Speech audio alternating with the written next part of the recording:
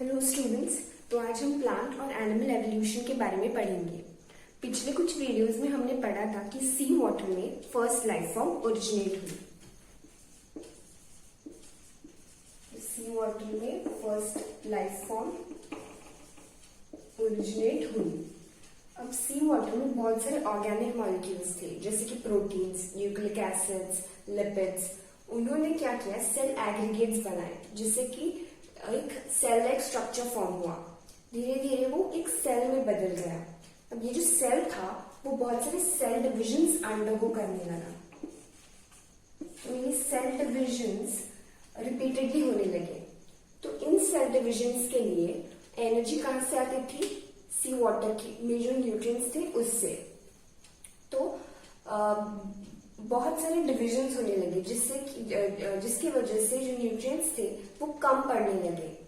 तो अब सरवाइव करने के लिए सेल को नए नए तरीके तलाशने पड़े। तो धीरे धीरे ये जो सेल पहले हेटेरोट्रॉफिक था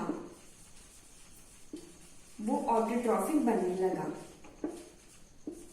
ऑटोट्रॉफिक मतलब खुद का खाना खुद ही बनाना। तो सबसे पहले तो ऑटोट्रॉफिक मोड में वो इनऑर्गेनिक सब्सटेंसेस जो थे उनकी ऑक्सीडेशन से वो एनर्जी प्राप्त करते थे, जैसे कि Fe2+ टू Fe3+ जो ऑक्सीडेशन हो रहा है उससे वो एनर्जी ऑब्टेन करते थे। फिर वो फोटोसिंथेटिक बनने लगे। तो जो वाटर का ऑक्सीडेशन होता था उससे वो एनर्जी ऑब्टेन करने लगे। तो प्रोकैरियोटिक सेल्स जो थे वो धीरे धीरे यूकैरियोटिक में बदलने लगे। अब यूकैरियोटिक सेल्स भी 3 अलग अलग तरह से मॉडिफाई होने लगे, कुछ फंगाई के जैसे, कुछ प्लांट्स के जैसे और कुछ एनिमल्स के जैसे। तो अब हमने प्लांट किंगडम में पढ़ा था कि सबसे पहले एल्गे आए, फिर ब्रायोफाइट्स, फिर टेरिडोफाइट्स, फिर जिम्नोस्पर्म्स और एंजियोस्पर्म्स। तो ये जो लाइफ फॉर्म है वो एक्वेटिक मोड से, एल्गे मोस्टली एक्वेटिक थे, तो वाटर से जो प्लांट्स है वो धीरे धीरे लैंड की ओर बढ़ने लगे। अब लैंड में वाटर और न्यूट्रिएंट्स अब्सॉर्ब करने के लिए प्लांट्स को दिक्कत होने लगी, इसलिए उन्होंने वैस्कुलर स्ट्रैंड्स डेवलप किए। तो जो वैस्कुलर स्ट्रैंड्स है वो सबसे पहले डेवलप हुए ब्रायोफाइट्स में, फिर वो और एडवांस्ड हुए टेरिडोफाइट्स में, सबसे ज्यादा एडवांस्ड हुए वो जिम्नोस्पर्म्स और एंजियोस्पर्म्स में। तो इस तरह प्लांट लाइफ वाटर से धीरे धीरे लैंड की ओर बढ़ गए। अब एनिमल किंगडम में भी हमने पढ़ा है कि सबसे पहले इनवर्टिब्रेट्स थे। इनवर्टिब्रेट्स, फिर उनमें ऑर्गन सिस्टम का मॉडिफिकेशन हुआ, जिसकी वजह से नए नए ऑर्गेनिजम्स बनने लगे। अब हमने ये भी पढ़ा है कि फिश से एम्फीबियंस बने और एम्फीबियंस से रेप्टाइल्स बने। ये जो फिश थे वो वाटर में रहते थे, एम्फीबियंस दोनों वाटर और land, both on land and water, और रेप्टाइल्स मोस्टली लैंड में। कुछ रेप्टाइल्स ऐसे भी थे जो अभी भी है, कुछ रेप्टाइल्स जो वाटर में भी रहते हैं। तो इस तरह वाटर से एनिमल लाइफ भी है वो भी लैंड की ओर बढ़ने लगी। तो स्टूडेंट्स, अब ये जो पार्ट है वो एनसीईआरटी में उन्होंने अच्छे से नहीं दिया है, मैंने कोशिश की है इसे आसान बनाने की। तो अब हम देखेंगे जियोलॉजिकल टाइम स्केल में 4 एराज होते हैं, प्री कैम्ब्रियन, पैलियोजोइक, मीसोजोइक और सीनोजोइक। हर एरा में पीरियड्स होते हैं, जैसे कि पैलियोजोइक एरा में कैम्ब्रियन पीरियड है, ऑर्डोविशियन, सिल्यूरियन, डेवोनियन, कार्बोनिफेरस और पर्मियन। मीसोजोइक एरा में है ट्रायसिक, जुरासिक और Cretaceous periods, and Cenozoic era में है टर्शियरी एंड क्वाटरनरी पीरियड्स। तो अब हम देखेंगे कि हर एरा में और हर पीरियड में क्या क्या हुआ। तो सबसे पहले है Precambrian era. Precambrian era में first cellular life form came on earth, that was 2000 million years ago. Paleozoic era शुरू हुआ। पेलियोजोइक एरा को एज ऑफ इनवर्टेब्रेट्स कहा जाता है क्योंकि उस वक्त इनवर्टेब्रेट्स धरती पे काफी डोमिनेंट थे, वो काफी ज्यादा संख्या में थे। कैम्ब्रियन पीरियड जो है वो पहला पीरियड है पेलियोजोइक एरा में। उस वक्त इनवर्टेब्रेट्स काफी डोमिनेंट थे। उसके बाद ऑर्डोविशियन पीरियड में पहला जॉलस फिश आया।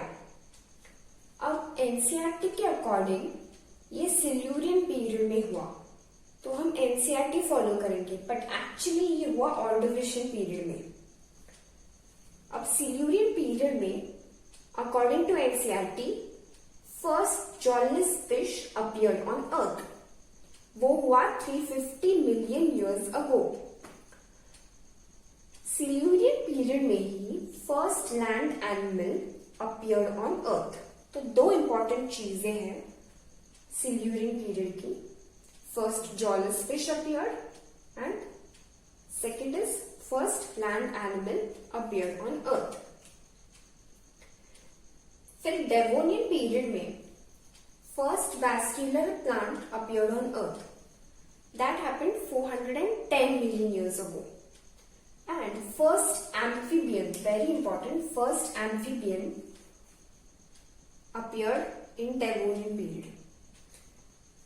तो डेवोनियन पीरियड की ये खासियत है कि इस पीरियड में दोनों प्लांट से भी और एनिमल से भी लैंड की ओर जाने की कोशिश की गई। उसके पहले, डेवोनियन पीरियड के पहले एनिमल्स जो थे वाटर में ही मौजूद थे। एज ऑफ फिश कहा जाता है डेवोनियन पीरियड को क्योंकि फिश इस वक्त डोमिनेंट थे। अब कार्बोनिफेरस पीरियड में सीडर फर्न्स आए 360 मिलियन ईयर्स अगो। फिर पर्मियन पीरियड में पहला रेप्टाइल आया 300 मिलियन ईयर्स अगो। तो यहाँ पे हमने देखा इनवर्टेब्रेट्स मौजूद थे कैम्ब्रियन पीरियड में। इसके बाद आया jealous fish in Silurian period. इसके बाद पहला एम्फीबियन आया डेवोनियन पीरियड में। इसके बाद पर्मियन पीरियड में आया पहला रेप्टाइल। तो इस तरह पेलियोजोइक एरा खत्म हुआ। अब हम देखेंगे मीसोजोइक एरा में क्या हुआ। मीसोजोइक एरा को एज ऑफ रेप्टाइल्स कहा जाता है क्योंकि उस वक्त रेप्टाइल्स जो थे वो काफी डोमिनेंट थे अर्थ पे। ट्रायसिक पीरियड में फर्स्ट डायनासोर अपीयर्ड ऑन अर्थ। उसके बाद जुरासिक पीरियड में डायनासोर जो थे वो काफी डोमिनेंट हुए, वो धरती पे बहुत ज्यादा संख्या में मौजूद थे। पहला bird, first bird appeared in the Jurassic period. तो जुरासिक पीरियड के दो इंपॉर्टेंट पॉइंट्स हैं, dinosaurs were dominant and first bird appeared. अब एमसीक्यू में आ सकता है कि which of dinosaurs were dominant in which of the following periods. तो 4 पीरियड्स के नाम देंगे, उसमें से एक होगा जुरासिक पीरियड। अब जुरासिक पार्क मूवी अगर आपने देखी होगी तो वहां पे उन्होंने दिखाया कि डायनासोर्स जो थे वो काफी भारी संख्या में मौजूद थे उस वक्त। जुरासिक पीरियड के बाद क्रेटेशियस पीरियड में डायनासोर्स एक्सटिंक्ट हो गए। That happened 65 million years ago. Very important. अब डायनासोर्स एक्सटिंक्ट होने के काफी कारण बताए गए हैं साइंटिस्ट की ओर से, बट एग्जैक्ट रीजन अभी तक पता नहीं चला है। क्रेटेशियस पीरियड में ही first flowering plant appeared on earth. That happened 130 million years ago. फिर आया सीनोजोइक एरा। सीनोजोइक एरा अभी भी चल रहा है। It is known as the recent era. तो ये अभी भी चल रहा है। इसे एज ऑफ मैमल्स कहा जाता है। टर्शियरी पीरियड में पहला मैमल आया अर्थ पे, तो उस वक्त प्रिमिटिव मैमल्स थे। फिर क्वार्टरनरी पीरियड में क्या हुआ, पहला man, first man came on अर्थ। अब हम देखेंगे कि क्या क्या चेंजेस हुए। तो सबसे पहले animals evolve 500 billion years ago. पहले एनिमल्स जो थे वो इनवर्टिब्रेट्स थे, तो Cambrian period is known as age of invertebrates. फिर जॉलेस फिश आए 350 million years ago, that happened in Silurian period.